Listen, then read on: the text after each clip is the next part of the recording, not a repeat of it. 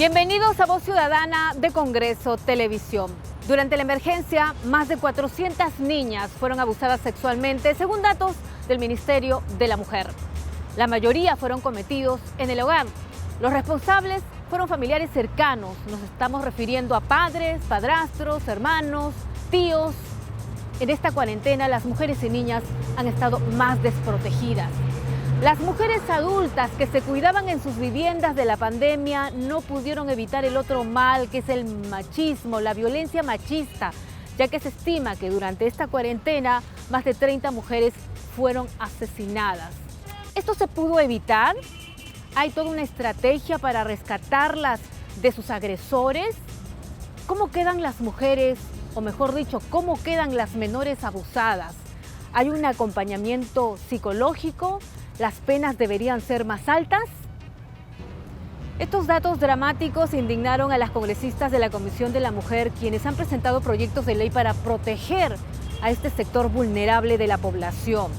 Vamos a conocer cifras oficiales con representantes del Ministerio de la Mujer, vamos a dialogar con una psicóloga, una abogada, testimonios dramáticos y lo que piensa el público en las calles.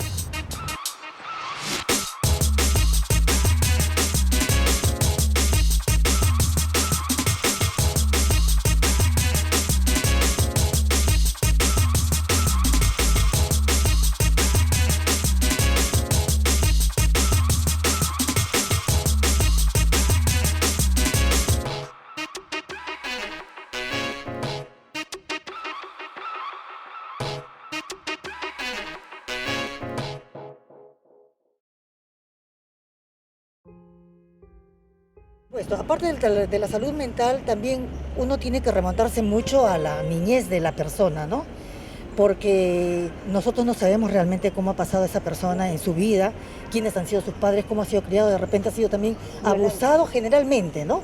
Generalmente es abusado o de repente está enfermo definitivamente. Pues. ¿Cómo es posible que los hombres violen a los pequeños? En verdad es terrible. Y se trata de sus propios hijos. Eso, pues yo no me explico en verdad por qué esos señores abusan de sus hijos. ¿Qué les pasa? Son unos enfermos mentales. Entonces debería haber como hace tiempo castraron a los hombres, aunque no deberían hacerlo, pero no se merecen. Influyen muchos factores, ¿no?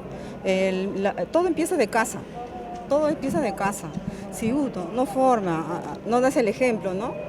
O sea, los papás, mamá, deben encargarse también de enseñar a los niños, ¿no? De hablarles de cuidar su cuerpo. Por supuesto, de cuidar su cuerpo. No solamente basta con que les impartan esto en el colegio.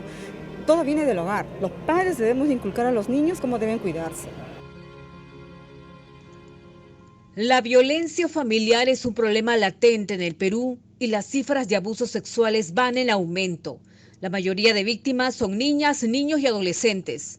Voz Ciudadana pudo recoger el dramático testimonio de una jovencita que fue violentada en su hogar.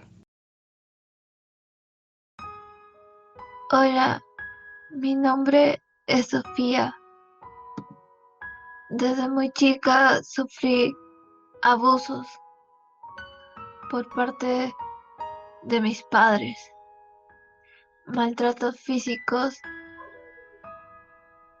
y fui abusada sexualmente por mi padrastro. Gracias a un familiar, a mi tía, pude escapar de ese infierno que estaba viviendo. Escapé cuando tenía 12 años. Mi tía lamentablemente no podía mantenerme. Era muy pobre. Fui a un albergue en el cual aprendí muchas cosas. Me dieron terapia psicológica. En el albergue pude realmente vivir mi vida recién. Fui adoptada por unos increíbles padres que, a pesar de mi edad, que era mayor, normal, me adoptaron, no tuvieron ningún problema y gracias a ellos soy lo que soy. Actualmente tengo 19 años. Ya soy una mujer madura, pero a pesar de todo, cuando los chicos, los hombres se me acercan, aún tengo ese temor de que me pueden hacer daño. Aún pienso que los hombres son malos y realmente eso no debe ser así. Y, y realmente me duele porque yo a veces recuerdo lo que he vivido y me duele mucho que, que no lo logre superar al 100%. Estos maltratos, abusos infantiles deben acabar. Esa es mi historia. Elizabeth Vázquez, jefa del programa Aurora del Ministerio de la Mujer, confirmó que 400 niñas fueron abusadas durante la cuarentena. Durante este estado de emergencia, durante estos 100 días, hemos atendido 400 casos de abuso sexual a niñas y mujeres y niños, ¿no? En la mayoría de sus casos, debo de explicar que han sido niños que han contado abusos sexuales antes de la pandemia, en la confraternidad o al sentirse protegidos, han llamado ellos, han contado a sus familiares que han sido víctimas de abuso sexual por alguna persona externa o por algún miembro de la familia. En todos los casos de abuso sexual, los agresores, ¿no?, son las personas que trasladan la culpa al más vulnerable, ¿no? Le dice, si tú hablas, si tú cuentas, te van a decir que tú eres malo porque lo has permitido, o en todo caso, si tú lo cuentas, voy a matar a tu mamá, voy a matar a tu papá, y ¿qué va a hacer de ti? Te van a mandar a un orfanato, o los amenazan, o voy a matar a tu hermana. Entonces hacen un traslado de culpa y hacen que la víctima realmente no sienta la fuerza de poder denunciar. Ahora, ¿estos casos de abuso se han reportado mayormente en Lima? ¿En qué lugares? Bueno, en Lima hemos tenido una acción bastante articulada con la Policía Nacional del Perú. Ellos son quienes nos han estado trasladando oficios para la atención, para la articulación y participación de las diligencias. Hemos atendido varios casos en Cámara Gesell, tanto en Lima Sur como en Lima Este, San Juan del Lurigancho, Lima Centro. Hemos venido participando en bastantes diligencias de una manera articulada durante el estado de emergencia, y además de personas que han venido y han ido llamando a la línea 100 y han sido atendidos, y hemos interpuesto la denuncia y hemos ido atendiendo a través de nuestros equipos itinerantes.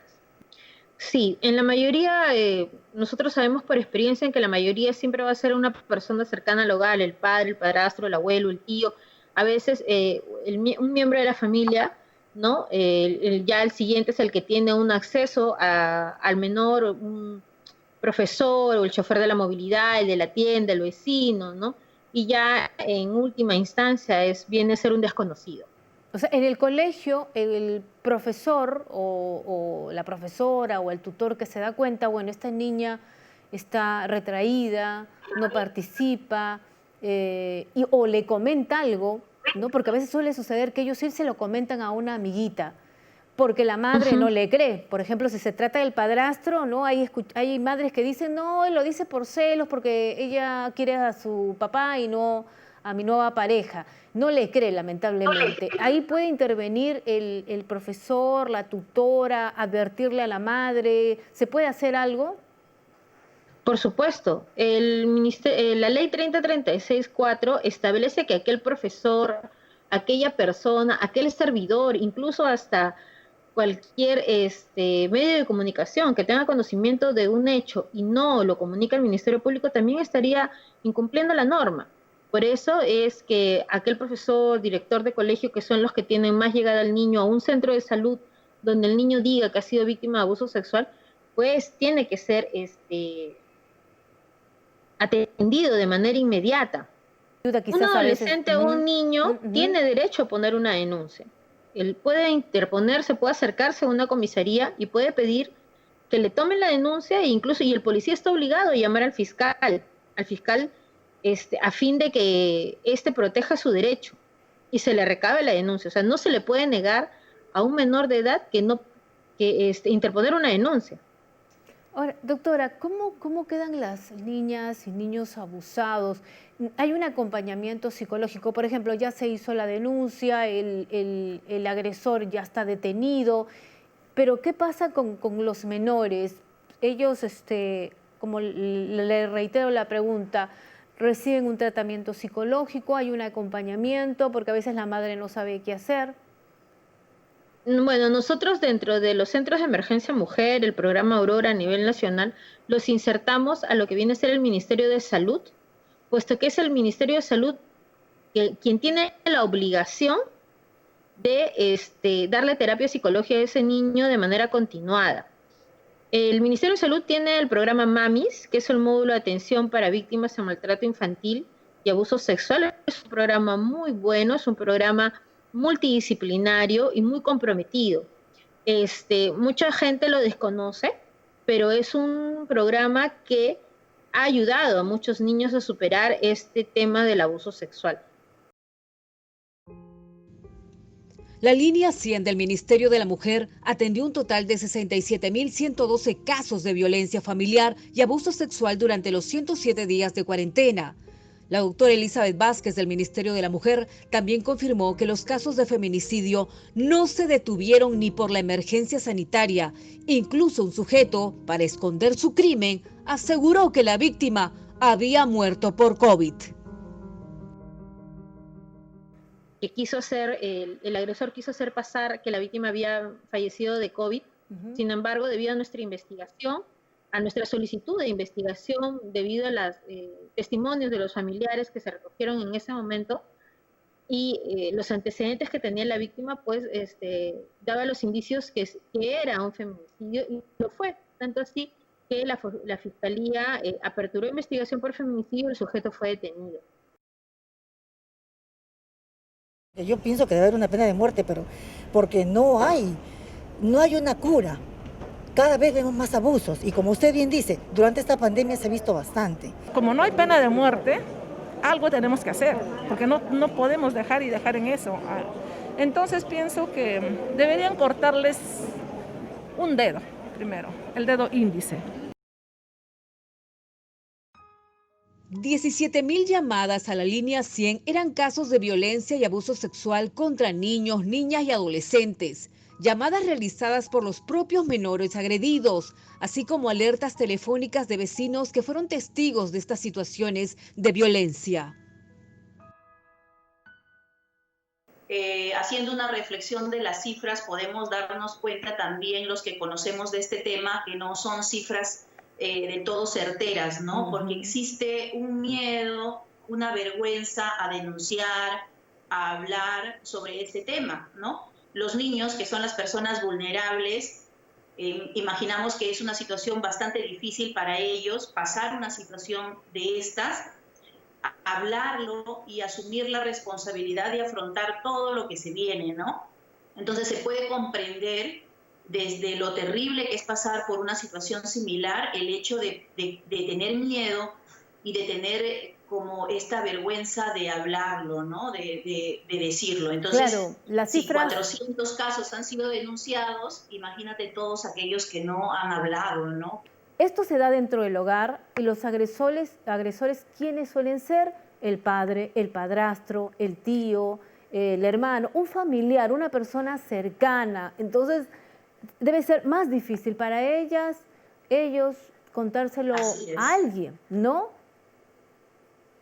Sí, es bastante complicado sobre eso, ¿no? Porque tiene que ver mucho con el tema del secreto, del silencio, ¿no? De este dominio del agresor que no solamente abusa sexualmente de la víctima, sino que también genera todo un mecanismo, ¿no? De dominación en la víctima a través de amenazas, ¿no? A través de culpabilización, como que te gustó, como que tú lo buscaste, ¿no? A través de todo este lenguaje que somete a estas víctimas que son niños y que no saben qué hacer con esta situación. ¿Qué pasó? A veces las madres no se dan cuenta. ¿En qué hogares esto suele suceder? Cuando tú me dices la madre no se dio cuenta, muchas veces tenemos madres que van repitiendo o que han sido víctimas incluso de la violencia, del abuso en alguna vez en su vida, ¿sí? Que no supieron cómo defenderse y que quizás han normalizado una situación de abuso, ¿no? Entonces, eso es un tema bastante delicado, porque mira, muchas veces nosotros decimos, ¿por qué no habla la víctima? Y tenemos que entender que es un niño, ¿no? Si a un adulto le pasa algo similar, es tan terrible. Imagínate a un niño que no ha desarrollado ciertas habilidades o que está en un contexto donde no ha habido una adecuada educación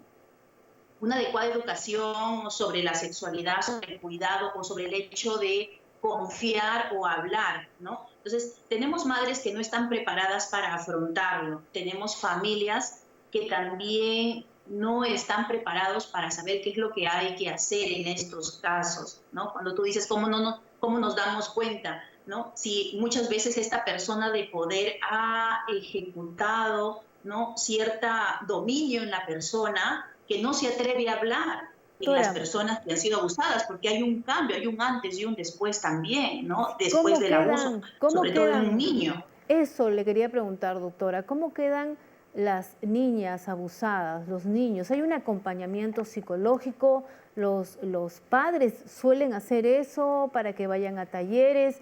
Porque superar un trauma como ese, una violación dentro del hogar, debe ser muy difícil, marcan su vida para siempre. Sabemos que hay muchos estudios, ¿no?, donde las personas que han sido abusadas sexualmente, ¿no?, superan esto y se vuelven incluso hasta quizás más fortalecidas. Imagínate, desde que una criatura pudo asumir que le pasó algo tan terrible, es una vencedora, ¿no? Porque rompió ese dominio de su agresor.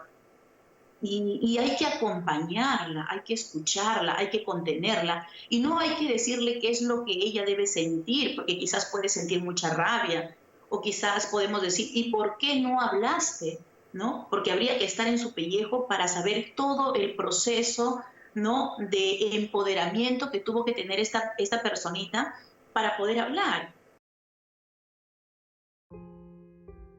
Fui a un albergue en el cual aprendí muchas cosas, me dieron terapia psicológica. En el albergue pude realmente vivir mi vida recién. Fui adoptada por unos increíbles padres que, a pesar de mi edad, que era mayor, normal, me adoptaron, no tuvieron ningún problema y gracias a ellos soy lo que soy. Actualmente tengo 19 años. Ya soy una mujer madura, pero a pesar de todo, cuando los chicos, los hombres se me acercan, aún tengo ese temor de que me pueden hacer daño. El testimonio de esta jovencita nos conmueve a todos y nos preguntamos cuántas deben estar viviendo un infierno en sus hogares y las madres incluso no se atreven a denunciar. ¿Y por qué muchas madres callan? Por temor, de repente también por de repente por, qué sé yo, no tienen preparación para poder aceptar o asumir, ¿no?, el momento que están viviendo. Tengo un hijo de 16 años y una niña de 8 años. ¿Usted nunca las deja sola? No. ¿No confía en extraños tampoco? Tampoco confío en extraños. ¿Ni en la familia? No, porque hoy en día ni en la familia se puede confiar porque dentro de la casa pasa esas cosas, los padres abusan de sus hijos. Usted les enseña a que cuiden su cuerpo, que nadie las debe tocar. Sí, eso me enseñó mi madre a mí, igualito yo hago con ellos. Incluso hay casos que se han conocido a través de los medios de comunicación donde la madre incluso ya sabe, pero calla. Estamos hablando de madres que están también en un contexto de violencia y madres que están en un contexto de violencia no en una situación aislada, no es que ese sea el único caso y entonces ella tiene toda la responsabilidad y toda la capacidad de reaccionar y poner a salvo a su hija, así como ponerse a salvo a sí misma. Muchas veces entonces tenemos que comprender que esta situación, estos hechos de violencia son sumamente complejos y que la dependencia no solamente es económica, sino que también es emocional. Definitivamente muchas madres pueden, digamos, romper con el ciclo de la violencia cuando ven expuestas a sus hijas a situaciones también de violencia y de violencia sexual concretamente, ¿no? Pero no necesariamente pasa eso porque estamos moldeadas, digamos, para obedecer una serie de mandatos sociales. Las penas están ahí, los operadores de justicia están cumpliendo con su rol porque de cuando en cuando también nos enteramos recientemente de la liberación de sujetos que han cometido abusos sexuales contra menores de edad. Se les libera y la sensación de impunidad pues nos embarga. Tenemos tipos penales, delitos de violación sexual, tocamientos contra niñas, adolescentes, que tienen las penas más altas incluso. Tenemos penas de 35 años de cadena perpetua para estos casos. O sea, penas más altas no hay, y no es el problema que las penas no sean altas, ¿no? El problema es que las penas no están surtiendo el efecto que se esperaría de ellas, ¿no? Y eso es ¿por qué? Porque la pena por sí sola no va a resolver el problema. Inmediatamente después, como bien señala, está la actuación de los operadores y operadoras de justicia, además de para imponer penas, sobre todo para poder garantizar que una víctima que pide auxilio al propio Estado, pues sea acogida y reciba un servicio que la pueda poner realmente a salvo y que pueda cortar de alguna manera ese nexo de dependencia, de necesidad que hay muchas veces con el agresor. No, y hay a veces que se le libera al agresor y todavía tiene todo el derecho de regresar a la casa, donde está ahí su víctima, ¿no? Donde está la madre. Regresa además y la empoderado porque justamente, pese a que hubo una denuncia, no ha habido ninguna consecuencia. En el caso de las agresiones contra las mujeres, ¿qué problemas todavía enfrentan?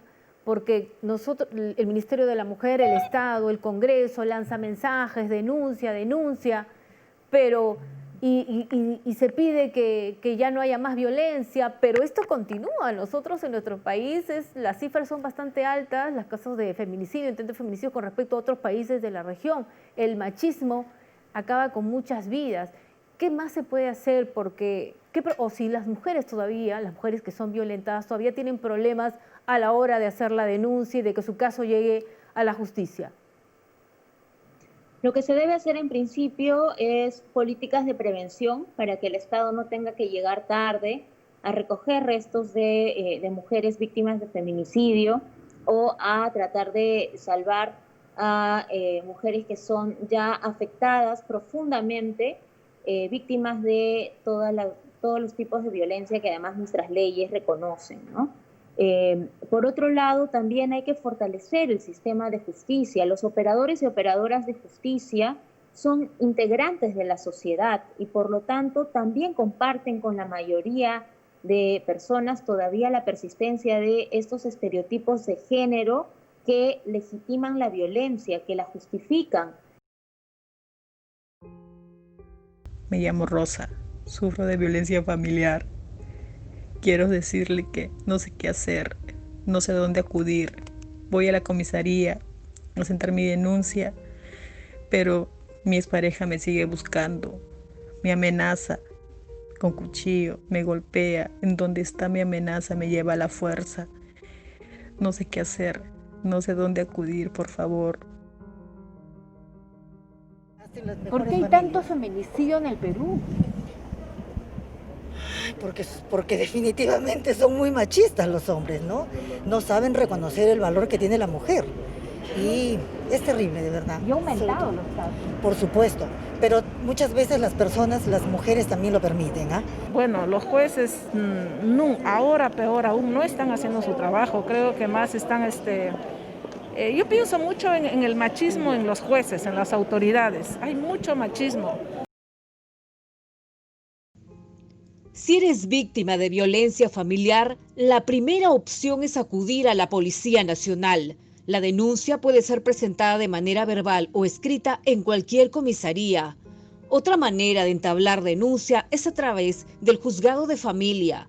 El Ministerio de la Mujer también ofrece una serie de canales para denunciar tu caso, el Centro de Emergencia Mujer y la Línea 100.